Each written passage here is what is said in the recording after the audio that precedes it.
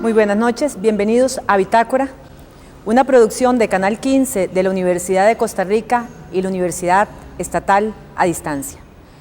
Hoy vamos a hablar de un tema que nos afecta a todos, tanto a nivel nacional, regional y a nivel global. Me refiero al cambio climático. Vamos a conversar sobre este tema, qué significa cambio climático, cuáles son los efectos. Nosotros hemos oído hablar y también hemos vivido situaciones de extremos calores que conllevan también a sequías, lluvias intensas que conllevan inundaciones, derrumbes. Recientemente hemos visto noticias en Venezuela, por ejemplo, y en Colombia, en la misma Costa Rica, en la región del Caribe y San Carlos, en el norte de nuestro país. También se habla del deshiele de los glaciares y la subida del nivel del mar, de muchos aspectos que están involucrando ese cambio climático global, como decía, con efectos también regionales, como por ejemplo el tsunami que, como sabemos, acaba de suceder en diciembre del año pasado en la región de la asiática. Vamos a hablar entonces con nuestros invitados, todos ellos expertos en estos temas, sobre esta situación y qué está haciendo la comunidad internacional, sobre todo porque recientemente ha entrado en vigencia el protocolo de Kioto. Voy a presentar ahora a nuestros invitados. Nos acompaña el señor Pablo Manso. Él es director del Instituto de Meteorología de Costa Rica y además tiene un máster en meteorología.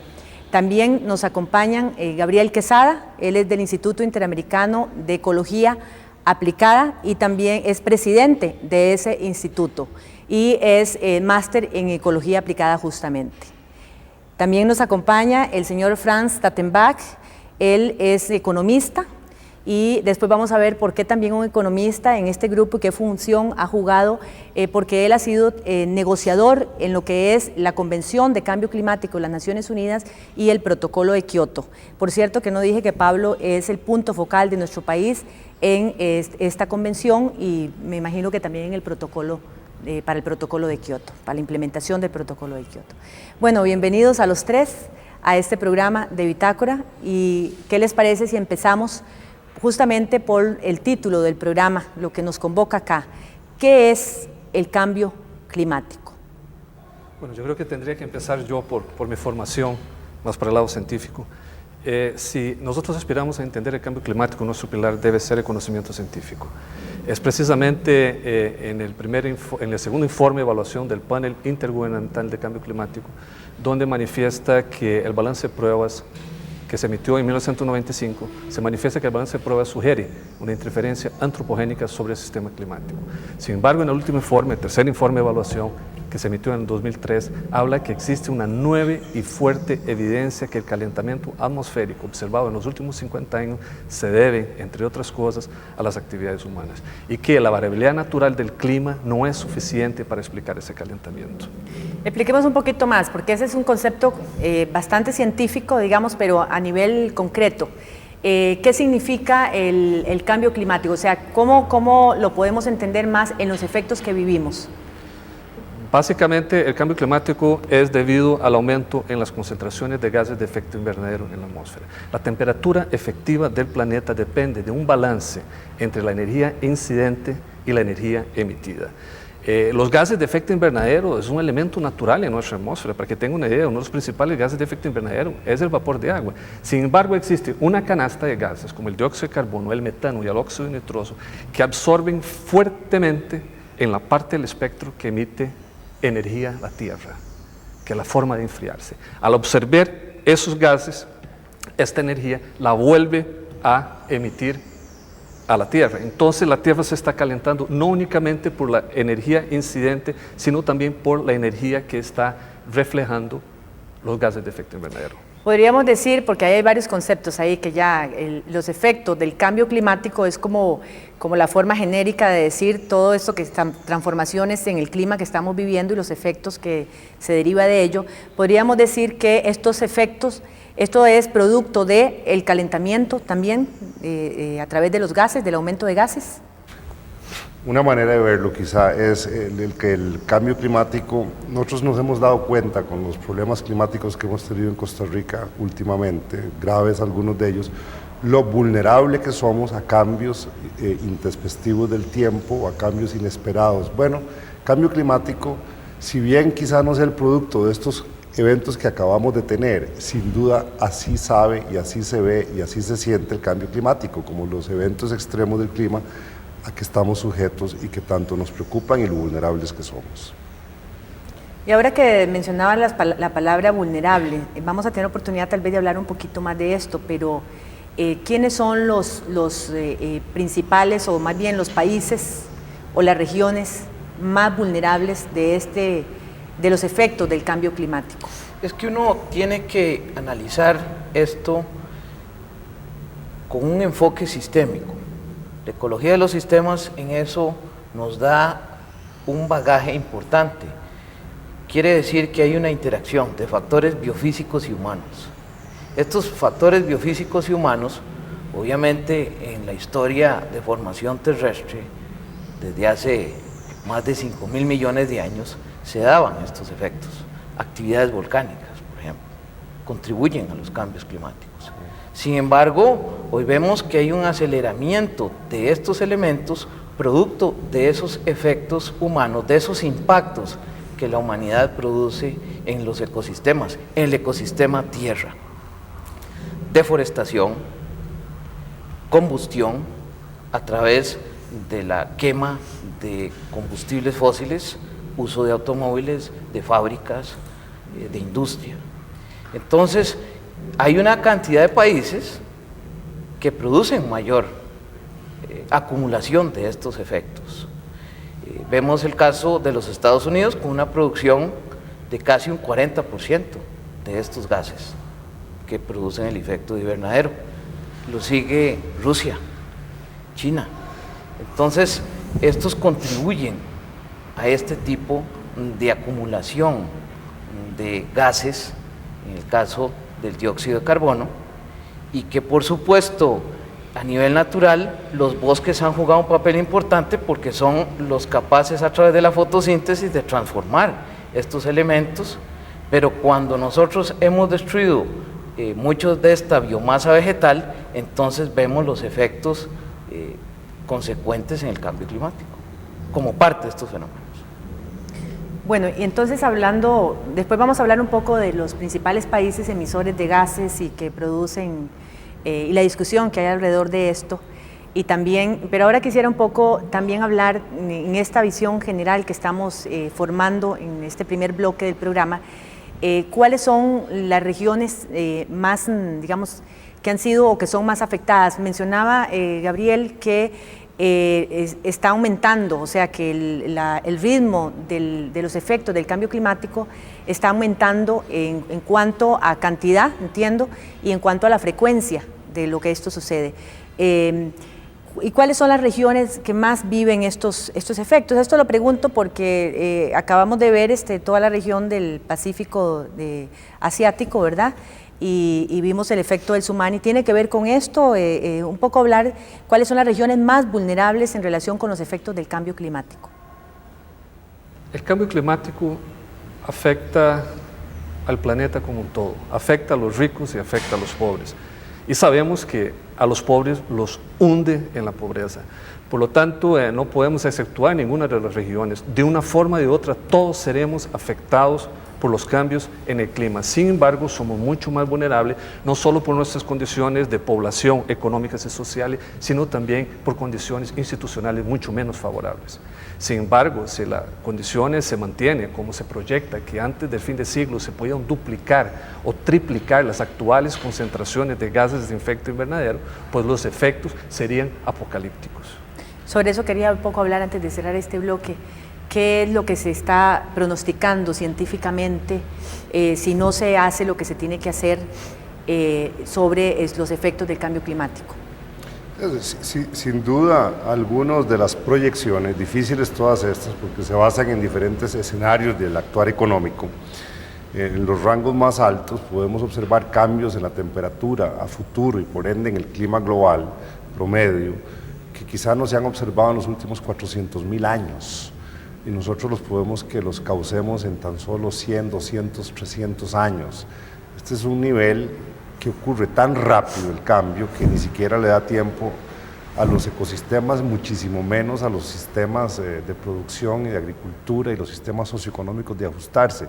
Claro que esto traerá tragedias y traerá tragedias a economías más dependientes en la agricultura, economías más rurales y economías más pobres. ¿Quiénes son los más vulnerables? Preguntaba usted, Yoconda. Sin duda, los estados insulares son altamente vulnerables por el famoso elevación del nivel del mar, y también es muy vulnerable Centroamérica como un todo. Si vemos la estrechez del Istmo y si nos damos cuenta quizá lo poquito o lo mucho que nos afecta que se prolongue o se extienda la sequía 1 o 2 años, ya sea por el Niño, por la Niña, por otros fenómenos, nos damos cuenta lo vulnerables que seríamos si este cambio es permanente. Podría desaparecer todo un modo de vida, podría desaparecer toda una actividad económica, y qué capacidad tenemos para adaptarnos a este cambio cuando lo producimos tan rápido. Y quizá esta es, digamos, como reza el principio o la meta de la Convención de Cambio Climático, es lograr disminuir las emisiones de gases a tal nivel que el impacto de las mismas no lleve a cambios a los cuales no puedan ajustarse los sistemas socioeconómicos ni los ecosistemas. Más o menos esa es la conclusión del propósito de la Convención de Cambio Climático. El cambio climático hay que verlo bajo esa óptica sistémica, como lo dije con anterioridad, es el todo, las partes de su interacción. Eso lo plantea la teoría de los sistemas, la teoría de los ecosistemas.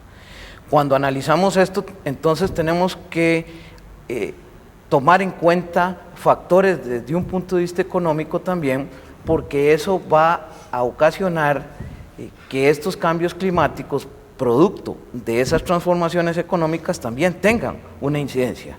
Hoy se conoce la economía ecológica o la ecología económica como una rama importante de la economía, a contrario senso de los conceptos neoclásicos de economía. La economía neoclásica hace un planteamiento orientado a la producción y a la acumulación del capital. La economía ecológica hace un planteamiento de producción, pero tomando en cuenta los factores ecológicos. Entonces, ahí es donde tenemos que orientar nuestras concepciones para dar respuestas y soluciones a un problema tan complejo como esto. Bueno, como ya estamos terminando nuestro primer bloque, como pueden ver nuestros televidentes, este es un tema de sobrevivencia de toda la población a nivel global, donde hay sectores o regiones más vulnerables por esa posición insular que puedan tener, o por estar en las cercanías de los océanos, donde hay un alta en las mareas, por ejemplo, debido al calentamiento por la emisión de gases, sobre todo que emiten en una gran concentración los países más industrializados. Vamos a ir ahora a nuestro primer corte comercial y ya regresamos con ustedes en Bitácora.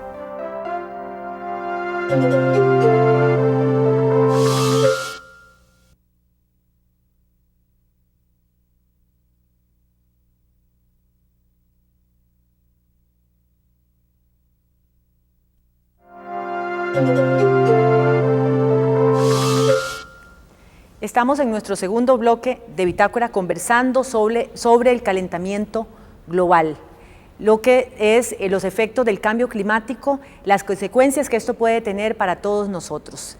Hablábamos en el bloque anterior que era cambio climático, calentamiento global, emisión de gases y situaciones genéricas o aspectos genéricos de este tema que, como sabemos, es muy profundo y no vamos a poder abordar todas las aristas en este programa. Pero sí creo que es importante que le quede claro a nuestros televidentes qué significa esto del cambio climático y la dificultad que puede generar el calentamiento rápido de la Tierra. Se dice que en los últimos 3 años se ha dado la mayor concentración de calentamiento de la Tierra en lo que sería en el último siglo, ¿verdad? ¿Qué significa esto? ¿De qué grado de calentamiento estamos hablando y hasta dónde se puede llegar de manera que los ecosistemas se puedan adaptar a ese cambio de clima o a ese calentamiento que se está generando en el globo terráqueo? Para que los ecosistemas se puedan adaptar naturalmente, se ha fijado un umbral que es de 1 grado centígrados. Sin embargo, para lograr una estabilización en la concentración de gases en la atmósfera, para lograr ese objetivo de que el cambio climático sea únicamente de un aumento de 1 grado centígrado de la temperatura, había que haber reducciones de emisiones de gases invernadero ya del orden de un 60%. Eso sabemos que es sumamente difícil. Por lo tanto, y a pesar de que el protocolo de Kioto, que es un esfuerzo, un primer esfuerzo, un esfuerzo de gran magnitud, un esfuerzo concertado y amplio, se espera que únicamente podríamos observar cambios en este calentamiento global del orden de medio grado centígrado. Sin embargo, el panel climático internacional ha mencionado que ese calentamiento ya ha empezado, un calentamiento del orden de 0.5 más o menos 0.2 grados centígrados. ¿Y se estima que va a llegar al año 2100 si no se hace nada y si las concentraciones de gases invernaderos en la atmósfera duplican o triplican antes del fin de siglo, las variaciones en la temperatura podrían ser de 1.4 hasta 5.8 grados centígrados, dependiendo de los niveles de concentración. Lo que se está manejando a mediano plazo en el foro político de negociación de la Convención Marco del Cambio Climático y su protocolo de Kioto es estabilizar las concentraciones en la medida que esos cambios de la temperatura sean del orden de 2 grados centígrados. Veamos un poco lo que significa esto. Nos decía Pablo que lo aceptable para la adaptación de los ecosistemas es que llegue a un máximo de 1 grado y se pronostica que para el año 2100, si no se hace lo que se debería hacer, estaríamos llegando a 1.4 o 1.8. ¿Qué significa esto? Significa que estamos ante una situación seriosísima, no solo por los impactos ambientales que ya apuntaba don Pablo, sino porque si solo podemos hablar de que aspiramos, en el mejor de los casos, a hacer no lo que debemos, sino menos, que son 2 grados centígrados, es por lo intrincado del problema. El cambio climático es muy intrincado porque lo produce prácticamente toda actividad humana, desde la actividad humana más sencilla, que es la conversión de bosques para transformación y producción agropecuaria en algunos países. Costa Rica dichosamente ya no está en esa etapa, pero hasta el consumo de autos lujosos, de combustible, de calentadores, el consumo energético y los lujos de los países desarrollados. Entonces, casi cualquier actividad humana que nos podamos imaginar, a la economía como tal hoy día, produce gases de efecto invernadero y por lo tanto está íntimamente intrincado a nuestra mal medida de desarrollo económico, que ha sido simplemente crecimiento económico. Si seguimos con esa medida, no podemos sostener el planeta. ¿Qué pasa si los ecosistemas no se adaptan a esta dinámica del cambio climático? Es importante entender esa dinámica biofísica para poder dar una respuesta y una solución, o parte de la solución al problema. Las leyes de la energía son clarísimas. La primera ley establece que la energía no se crea ni se destruye, solo se transforma. Que en el universo hay una tendencia a la entropía, o sea, al desorden, es un desorden dinámico. Pero da la casualidad que unos ecólogos definieron una cuarta ley de la energía como la ley del máximo poder. Esta define que en el planeta Tierra hay la capacidad o existe la capacidad a través de las plantas de optimizar la energía. Y esa energía se optimiza a través de la fotosíntesis. Entonces aquí viene el papel del bosque, de la biomasa vegetal. Los países tropicales juegan un papel importantísimo, tanto bosques secos como bosques húmedos que se encuentran de trópico de Cáncer a trópico de Capricornio. Entonces, si estos elementos son destruidos o se producen estos impactos a través de la deforestación, hoy vemos, por ejemplo, que en el caso del Amazonas hay una discusión muy fuerte, que es el ecosistema más importante de bosque tropical húmedo en el mundo, más que incluso el sureste asiático. Vemos que el Amazonas en su parte central y al este se está destruyendo.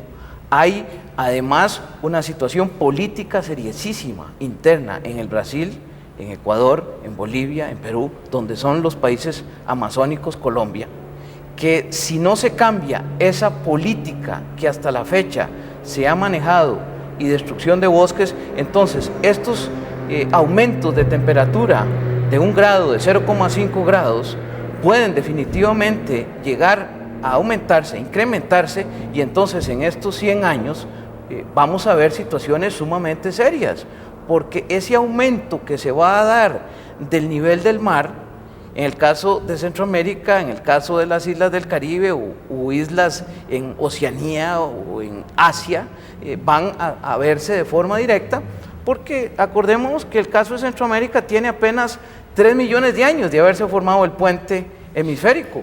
Entonces nosotros, aunque no somos islas, vamos a ser afectados drásticamente. Y además los bosques tropicales húmedos también están en nuestros países. Entonces esa relación dinámica sí es muy importante entenderla desde un punto de vista ecológico, porque de ahí también depende esa dinámica climática que se ha planteado aquí. O sea, si los ecosistemas no se adaptan y empiezan más bien a degradarse, va a producir todavía mucho más calentamiento. Entramos en un círculo vicioso y se acelera el calentamiento. Bueno, esto es importante tenerlo claro para que nuestros televidentes nos sigan en lo que ahora corresponde a qué está haciendo con respecto a estos efectos, al calentamiento global, al cambio climático acelerado y más frecuente que se va dando, qué está haciendo la comunidad internacional. Hablemos un poco sobre esto, ¿verdad? Sobre qué está haciendo la comunidad internacional en relación con estos efectos del cambio climático. A mí me parece que es interesante también no solo mencionar el protocolo de Kioto en este sentido, sino los antecedentes que se han dado.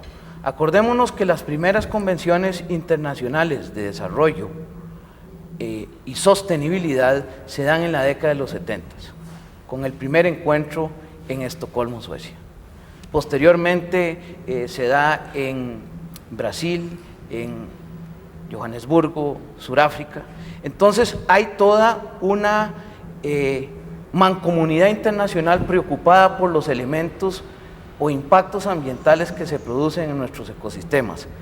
El protocolo de Kioto forma parte de esa red de derecho internacional ambiental, por decirlo de alguna forma, donde las naciones o las partes se han reunido para establecer políticas de protección en materia ambiental, porque además vemos que con el cambio climático también hay extinción de especies, hay desaparición de especies. Entonces vemos que el protocolo de Kioto viene a ser como una línea importantísima de desarrollo que a nivel internacional la humanidad ha establecido, preocupados por el problema y el fenómeno de impactos negativos sobre el ambiente. Retomando un poco lo que dice Gabriel, bueno, se dan las cumbres de Estocolmo, Johannesburgo, antes de eso la cumbre de Río, la convención en la que usted estuvo participando como negociador, la del cambio climático, que de ahí se deriva justamente un primer protocolo que es el protocolo de Kioto. ¿Qué establece? ¿Por qué este protocolo? ¿Por qué es importante el protocolo de Kioto desde el punto de vista pragmático en cuanto a la obligación que establece para los estados? Importante lo que usted menciona, el punto de vista pragmático. Creo que oirá mucho que el protocolo de Kioto tendrá un pequeño efecto si lo vemos solo en el contexto de las reducciones que logrará de aquí al 2012 versus si no existiese. Pero creo que es un poco miope verlo solo así. Deberíamos de pensar de que el protocolo de Kioto logre engarzar a todos los países y logre engarzar a todos los actores económicos de una manera bastante efectiva en luchar por el ambiente. ¿De dónde nace el protocolo de Kioto? De la Convención de Cambio Climático, cuyo objetivo de las naciones desarrolladas era estabilizar sus emisiones a los niveles del 90. Estas fallan miserablemente y ya para 1995, 96 se percibe que se requiere un instrumento legal más fuerte para exigirles que bajen a sus niveles. Se negocia el protocolo de Kioto en 1997 con el apoyo de todas las naciones, incluyendo los Estados Unidos, en ese momento, y el protocolo de Kioto define la meta cuantitativa de reducción de los países industrializados, que es una reducción del 5% sobre sus niveles del 90. Esto afecta a diferentes naciones de diferente manera. A algunas las iba a afectar económicamente mucho más, a otras mucho menos, y nacen otros elementos balanceadores como el intercambio de reducción de emisiones, la creación del mecanismo de desarrollo limpio, que finalmente se reglamentan también en el protocolo de Kioto. Del 97 a la fecha parece que ha pasado mucho tiempo. Sí. Que es cuando entra realmente en vigor el protocolo. ¿Qué fue lo que faltó? La ratificación de diferentes países. Estuvimos un poco a la espera de la ratificación de Rusia, pero sin embargo, a pesar de la ausencia de Estados Unidos ahora, lo cual creo que es lamentable, ya entró en vigor el protocolo de Kioto. Es una realidad jurídica hoy día que se pueden transferir reducción de emisiones, una realidad jurídica que las naciones industrializadas están obligadas a no emitir más allá de un límite. Y déjeme hacer una referencia a lo que mencionaba doctor Quesada, Gabriel, aquí, el punto de dónde nace todo eso con el club de las reuniones en Estocolmo, la definición de desarrollo sostenible, inclusive el club de Roma con su teoría de cero crecimiento. El protocolo de Kioto es un buen compromiso, pero es políticamente es profundo, porque a las naciones industrializadas se les dice, quizá es muy severo decirles a ustedes que no pueden crecer económicamente. Yo particularmente creo que han alcanzado un nivel de vida donde es un lujo crecer que no necesitamos, pero sin embargo el protocolo de Kioto les dice, no nos vamos a meter con su crecimiento económico, sin embargo usted no puede crecer a costa de más emisiones. No si su crecimiento aumenta sus emisiones. Usted puede crecer todo lo que quiera, pero no con una tonelada más de lo que emitía en el 90. Es más, tiene que ser 5% menos de lo que emitía en el 90. Entonces aquí empezamos a entrar en una cosa de equidad entre países desarrollados y países en vías de desarrollo. Mientras al sur se le deja un poco más libre y le dice usted debería hacer lo propio para reducir emisiones, muchos países hemos hecho mucho y va a ser ayudado por los países del norte y ahí entran otros conceptos. Pero este concepto básico de que el protocolo de Kioto dice, sí, usted puede seguir creciendo, pero no a costa ni de una emisión más, es el principio más fundamental de equidad. Ya lo había definido Pareto hace muchísimos años, un economista. Usted no puede estar, nadie del mundo no puede estar mejor si otros están mejor a causa de que otros estemos peor. Crecimiento económico de los países desarrollados, que no lo necesitan per se, a mayor emisión causaba un desbeneficio a los países en vías de desarrollo que no nos estábamos creciendo igual y que íbamos a tener los efectos del cambio climático. Esta profunda diferencia es la diferencia filosófica con los Estados Unidos. Estados Unidos todavía hoy día se siente con la necesidad de crecer aún si produce emisiones y ese aumento en sus emisiones. Y ahí la grave de la situación. Se pone al mismo nivel que China y la India, Estados Unidos, donde todavía percibe que tiene derecho a crecer económicamente, aunque sea con mayores emisiones. Vamos a desagregar un poco este principio filosófico que está a la base del protocolo de Kioto y un poco conversar sobre realmente los efectos que pueda tener este protocolo. Retomando un poco, 141 países son en este momento países partes, o sea, que han ratificado el protocolo de Kioto. Dentro de esos países, usted bien lo decía, no está Estados Unidos, dentro de los países industrializados tampoco está Australia. Pero tal vez la pregunta primera, para abrir esta fase de desagregar un poco lo que serían los efectos, la importancia del protocolo de Kioto y lo que también se le acusa un poco en ausencia de lo que tiene, ¿es suficiente que se rebaje la emisión de gases en un 5,2% de la emisión que se producía a 1990 para poder parar este calentamiento global, que es el tema que veo que más preocupa en lo que es el cambio climático? El protocolo de Kioto no podemos dejar de considerarlo como los acuerdos más ambiciosos que ha logrado la comunidad internacional de naciones. Sin embargo, para hacer frente al problema, que es un problema real y de enormes magnitudes, sabemos que la contribución del protocolo de Kioto no es la solución al problema. Es un primer paso con metas muy poco ambiciosas y además, infelizmente, ha empezado con la ausencia del mayor emisor de gases de efecto invernadero, asimismo como el mayor emisor per cápita, que es Australia, y esto en definitiva le resta efectividad a esas metas de por sí modestas que se han planteado la comunidad internacional de naciones bajo un acuerdo amplio y concertado. Porque entiendo que ese 5,2% de rebaja la emisión de gases es en relación con todos los países industrializados, que son 35, ¿no? Y Estados Unidos, que es el que produce el 36%, siendo el principal emisor, como decía Pablo, no es parte de este protocolo. Entonces, si no es suficiente ese 5,2% para evitar los efectos crecientes del cambio climático, pero además de eso tenemos el agravante de que el principal emisor de gases no es parte de este protocolo, ¿cómo ven ustedes el asunto? Quizá es cierto, el 5% será insuficiente, pero tiene una significancia. O sea, 35 naciones industrializadas más la Unión Europea, más las naciones de la Unión Europea, han aceptado no emitir más en orden para crecer económicamente. Esto es importante. Es más, van a emitir un 5%, en el caso de la Unión Europea un 8% menos en promedio que sus niveles del 90%. Estados Unidos aún no lo admite y los países en vías de desarrollo todavía creen, no por una posición egoísta, sino por una posición de que los países industrializados tienen que hacer el primer esfuerzo, que todavía deberíamos ver los esfuerzos del mundo industrializado antes de nosotros sacrificar, si así se quiere llamar, crecimiento económico en orden de reducir emisiones.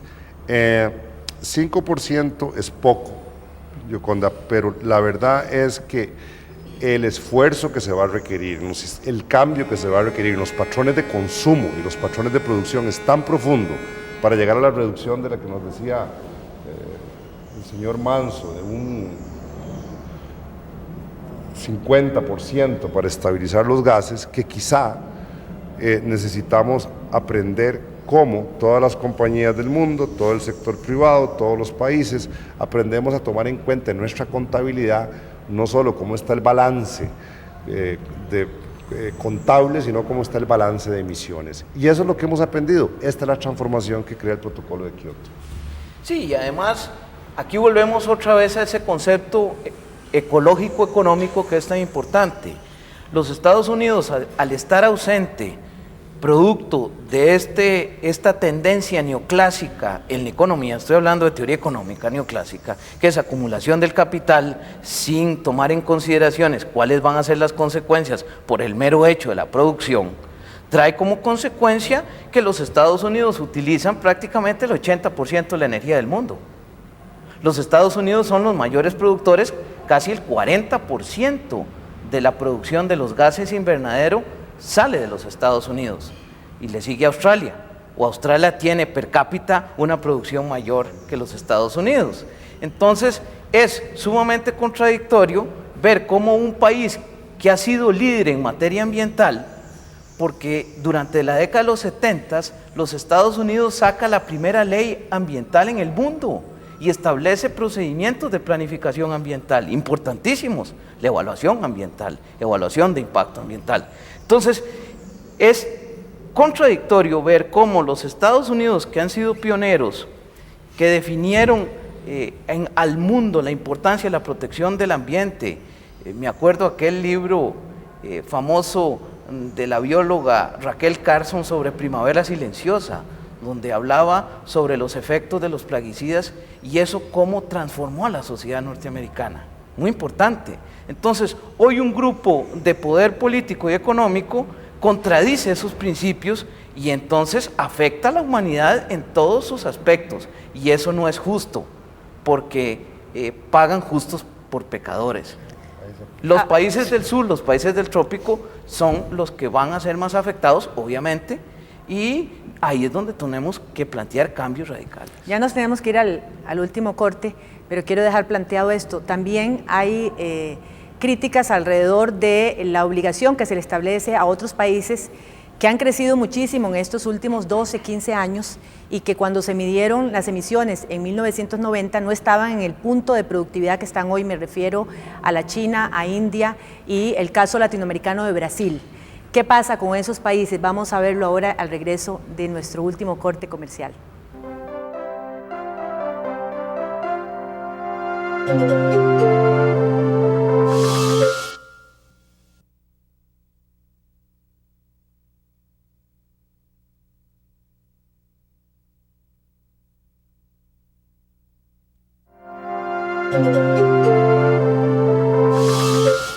Estamos en nuestro último bloque de Bitácora conversando sobre el cambio climático y en el bloque anterior introdujimos lo que es el protocolo de Kioto.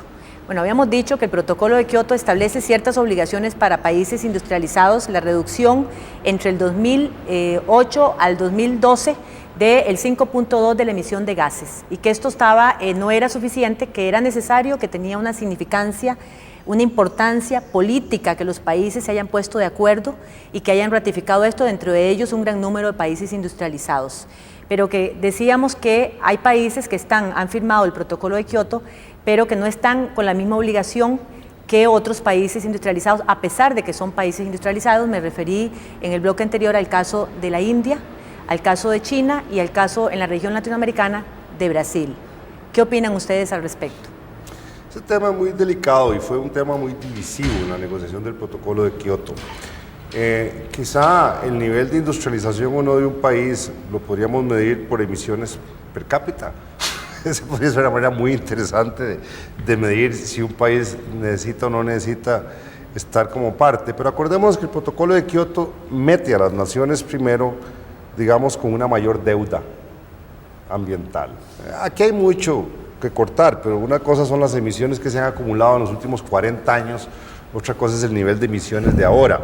Para darle un ejemplo, el argumento que ha usado mucho Brasil, y es un argumento muy interesante, es que es hasta el 2250 que los países en vías de desarrollo acumulan en la atmósfera tantos gases o igual número de gases de efecto invernadero que los países industrializados, porque los gases no se gastan. Usted los tira a la atmósfera y duran 100 años ahí, entonces los gases del año pasado se combinan con los gases del antepasado, con los gases del antepasado. Y como los niveles de emisión per cápita de los países industrializados eran 20 veces mayor que los países en vías de desarrollo, pues realmente si queremos comparar cuánto gas ha echado al tanque cada uno, quizás hasta el 2250 que se equipararían. Pero claro, si hablamos del nivel actual, entonces se puede ecuacionar mejor.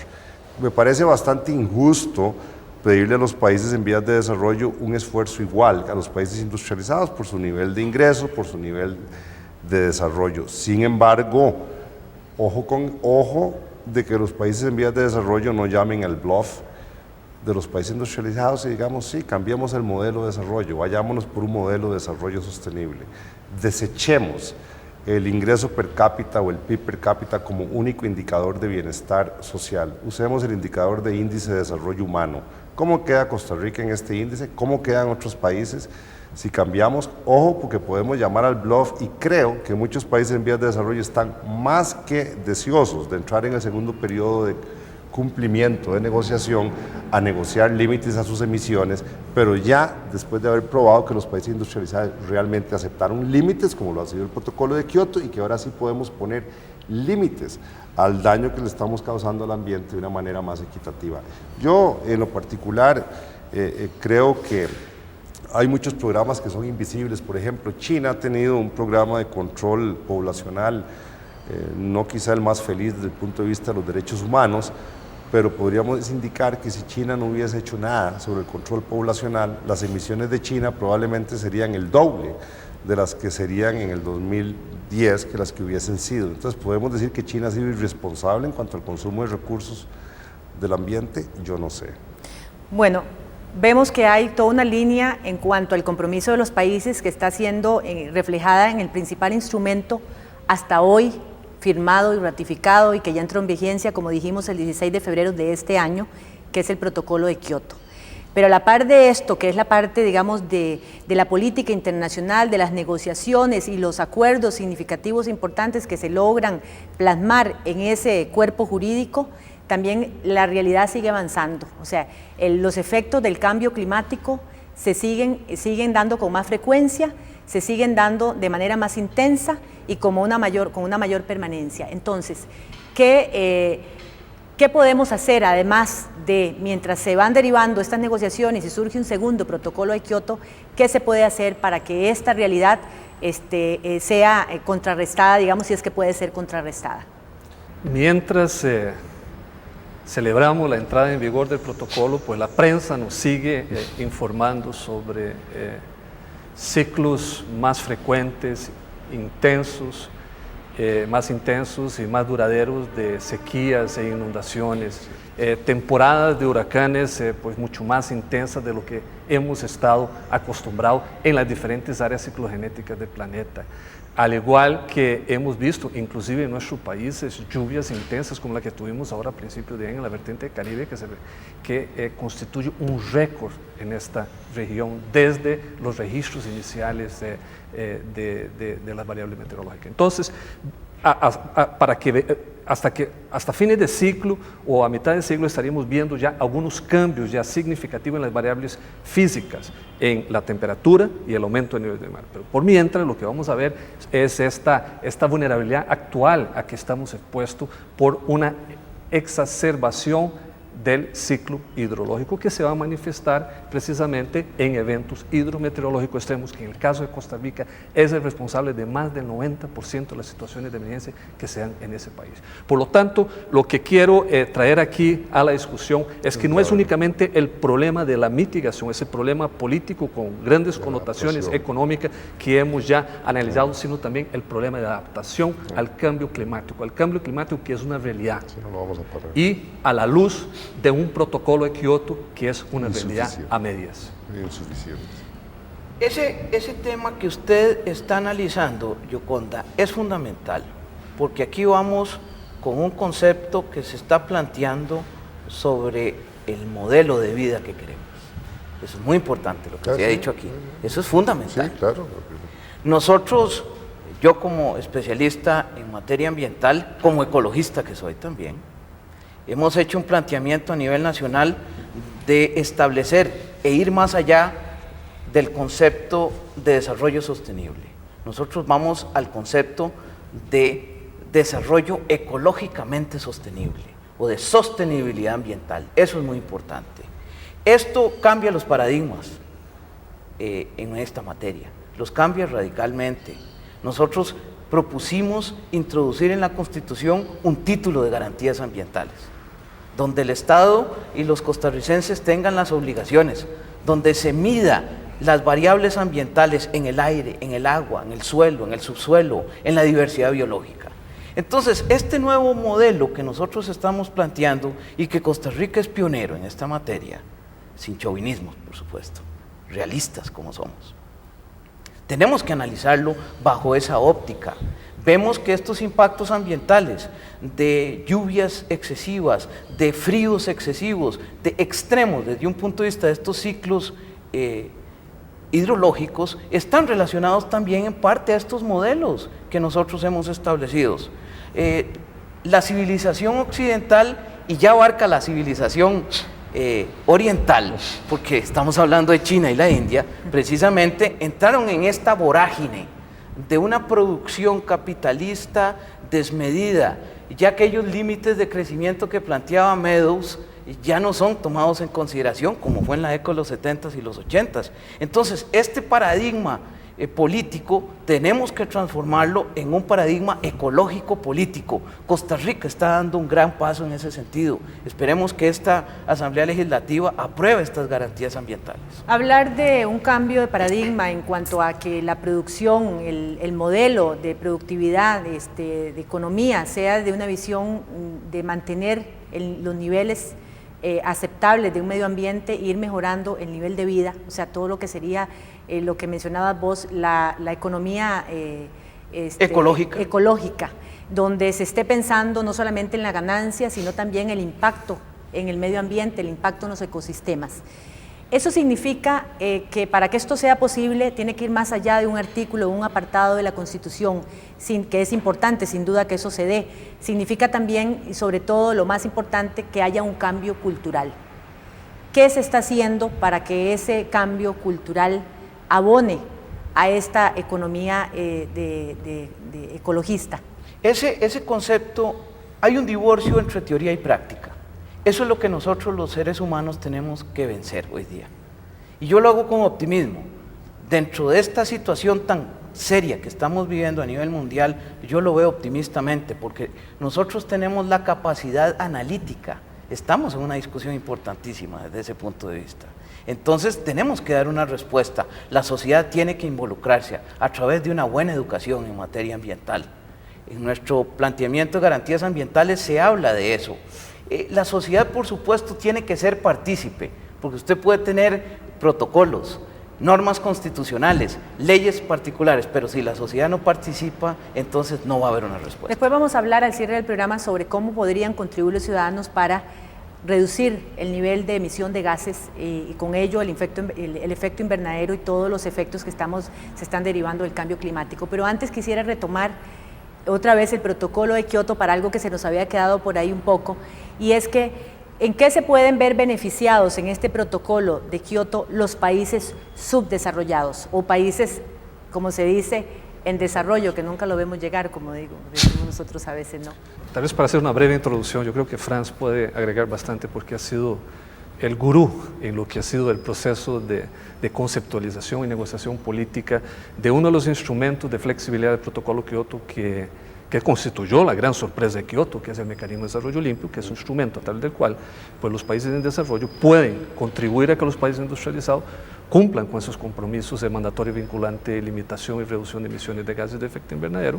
Simplemente es a través de llevar a cabo proyectos donde usted puede demostrar bajo una normativa ya acordada de que su proyecto está reduciendo emisiones. Entonces, la bondad de este mecanismo de desarrollo limpio es que precisamente esos esfuerzos incrementales que tenemos que hacer los países en desarrollo en aras de un patrón de desarrollo más limpio, claro, todo a nivel de proyecto, pues se va a ver compensado por la comercialización de un nuevo bien que se ha creado, que es los certificados de carbono.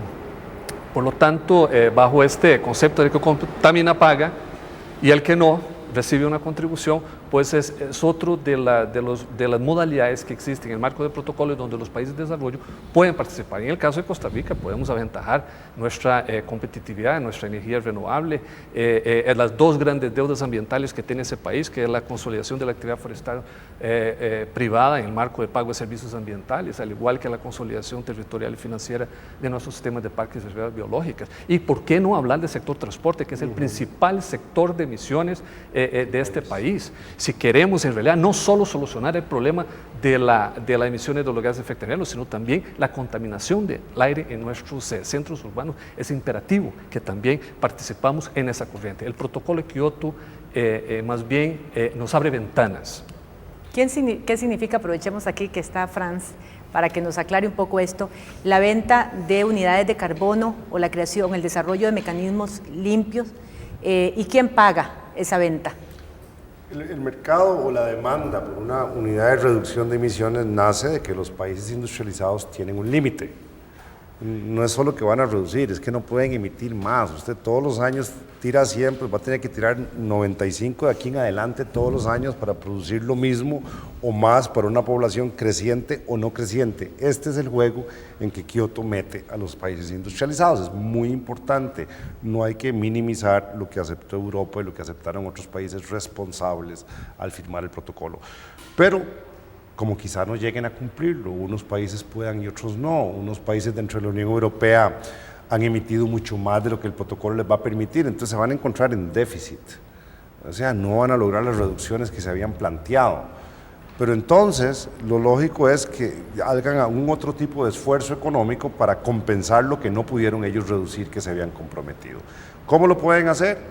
Financiando proyectos en países en vías de desarrollo, aunque todavía no lo seamos, proyectos en países en vías de desarrollo que sí reduzcan emisiones. Así, por ejemplo, si Costa Rica planeaba la construcción de una planta térmica y cambia esto por un proyecto eólico, un proyecto hidroeléctrico, a pesar de que las finanzas no eran tan favorables porque logró vender la reducción de emisiones asociadas con este proyecto, pues esa reducción de emisiones asociadas al hecho de que hiciera esto y no lo otro, gracias a que vendió la reducción, se contabilizan a favor del país que la financió. Por ejemplo, podría ser España. Y eso afecta al ambiente, no es igual. Una reducción en España para el ambiente es idéntica a una reducción en Costa Rica. Es más complejo medir la reducción en Costa Rica porque tiene que ser incremental. ¿Costa Rica de verdad la redujo o no? ¿De verdad iba a hacer lo otro o no? Entonces ahí entra todo un tema metodológico muy complejo, pero es un mecanismo interesantísimo porque a los países industrializados se les pone límites de emisión que pareciera lo justo en la primera etapa, y a los países en vías de desarrollo se le dice hay un premio si se porta bien. Entonces tenemos un sistema muy interesante, es un sistema de castigos para los países desarrollados si se pasan del límite y un sistema de premios para los países en vías de desarrollo si van más allá de lo esperado. ¿Quién paga los premios? Con la misma plata que se recoge de los castigos. Cuando esto se negoció el MDL, que Pablo lo mencionaba, ciertamente la propuesta brasileña inicial era precisamente que a los 20 años de aplicación del protocolo se le pusiera un castigo y que esa plata se creara un fondo para ayudar a los países en vías de desarrollo.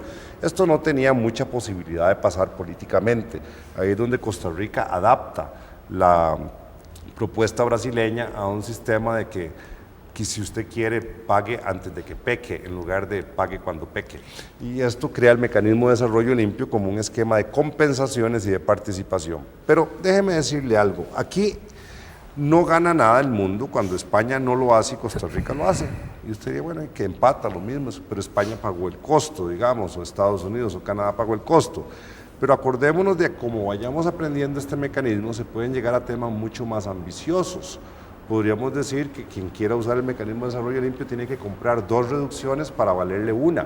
Por lo tanto, estaríamos duplicando las metas de Kioto cada vez que se recurre al MDL. Estas son medidas que el país puede llevar como propuestas a la segunda ronda de negociaciones para aumentar la ambición. Yo por eso decía que iban a entender después los televidentes por qué un economista en este tema del cambio climático lo estamos viendo ahora, ¿verdad? Porque es un tema también que se va moviendo en aspectos económicos. No sé, ya estamos a punto de terminar y tenemos que ir como redondeando el programa, entonces... A mí me parece fundamental una acotación con respecto a este concepto del que contamina paga. Ese es un concepto equivocado.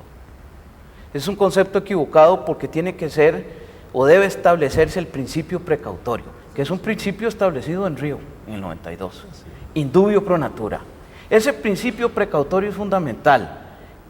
Esperemos que en la segunda ronda de Kioto lo que se logre es la reducción o la eliminación total de estos elementos que contaminan el aire.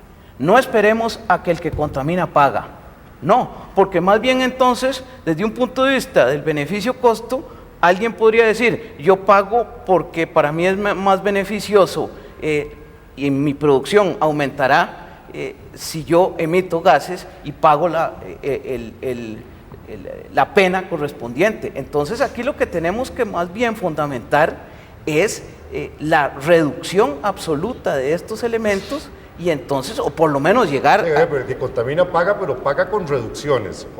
Bueno, es el que contamina compensa. Claro. No es que paga con plata, bueno, paga con una reducción en otros lados. Pero vuelvo otra vez al punto, que ese concepto de que contamina paga, que no es necesariamente relacionado con Kioto, esto se ha establecido en principios de economía ecológica clásica, es un concepto equivocado porque lo que tenemos es que prevenir, el principio precautorio. Bueno, sobre este tema vamos a grabar nosotros un segundo programa próximamente para conversar sobre estos mecanismos de compensación y que el que contamina paga y si eso es válido o no es válido o es más válido lo que sería la precaución en relación con quienes contaminan. Lo vamos a dejar, pero ya lo dejamos a dejar para otro programa, pero ya lo introdujimos con esa visión general que hemos tenido hoy sobre el tema del cambio climático. Ya nos tenemos casi que despedir en prácticamente un minuto, pero sí, yo no quisiera que nos fuéramos dejándole a nuestros televidentes la sensación de que no pueden hacer nada en relación con esta rebaja en la emisión de gases. Todos podemos hacer, los países industrializados, los países en desarrollo, las empresas y cada uno de nosotros. Pero demos algunos consejos prácticos de qué se podría hacer para colaborar en esta baja del calentamiento global.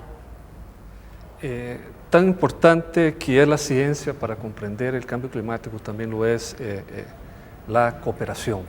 En ese sentido, yo creo que Costa Rica pues, se ha anticipado a los tiempos ante esta nueva ética de un bien común global, puesto que ha demostrado al mundo que no hay necesidad de esperar la ratificación de convenciones para poder implementar mecanismos novedosos de desarrollo sostenible. Sin embargo, tenemos que estar conscientes que hay mucho por hacer y que si queremos ya a nivel global colocar nuestra ciudadanía en un terreno mucho más seguro ante esas calamidades que nos augura la ciencia, yo creo que el esfuerzo que hay que redoblarlo. Yo creo que el protocolo de Kioto es un mojón en un gran camino. Por ejemplo, usar mucho menos la electricidad. Yo quiero como consejos prácticos porque ya me están haciendo señas para cerrar el programa. Sí, claro, ahorro energético, uso de transporte público, y cualquier apoyo que pueda dar a los programas que reducen la deforestación o que siembran y plantan árboles reducen el cambio climático. Bueno, y definitivamente ese cambio de paradigma, ya nosotros debemos eliminar el concepto de países desarrollados o en vías de desarrollo. No somos países, es un planeta. Es un planeta, es un concepto global, la globalización debe abarcar eso. Eso es una importante solución que debemos dar, porque ya aquí no hay fronteras. Se ha determinado y se ha demostrado, bueno, siempre ha sido así, sin embargo, hoy la situación es de un denominador común. Protejamos este ecosistema, que es el único que hasta la fecha se sabe que existe la vida. Y ya para cerrar, entonces, vemos cómo los países más desarrollados, más industrializados, ¿verdad?, que es lo que significa ir en desarrollo, es ir hacia ese lugar. Tenemos que también revisar qué significa para nosotros, Costa Rica, ir hacia el desarrollo, que probablemente sea en otra dirección. Con esta reflexión final, dejamos a nuestros televidentes y les agradezco a ustedes haber estado aquí. Muchas gracias, Pablo. Gracias, Gabriel, y muchísimas gracias también, Franz, por haber dedicado estos minutos a compartir con nuestros televidentes este tema de tanta importancia, no solamente para los países en esas discusiones que se dan en la firma de tratados y convenios, sino fundamentalmente para nosotros, nuestros hijos, nuestros nietos, las generaciones futuras. Si no prevenimos, si no colaboramos en disminuir esta emisión de gases, este calentamiento global y los efectos crecientes del cambio climático, vamos a ser cómplices de lo que suceda en el futuro, y a veces podemos pensar que en un futuro inmediato. Bueno, no queremos ser pesimistas con ustedes, pero creo que es importante tocar estos temas con toda responsabilidad y asumiendo la responsabilidad también que cada uno de nosotros tiene en esta tarea de disminuir los efectos del cambio climático. Que tengan ustedes muy buenas noches.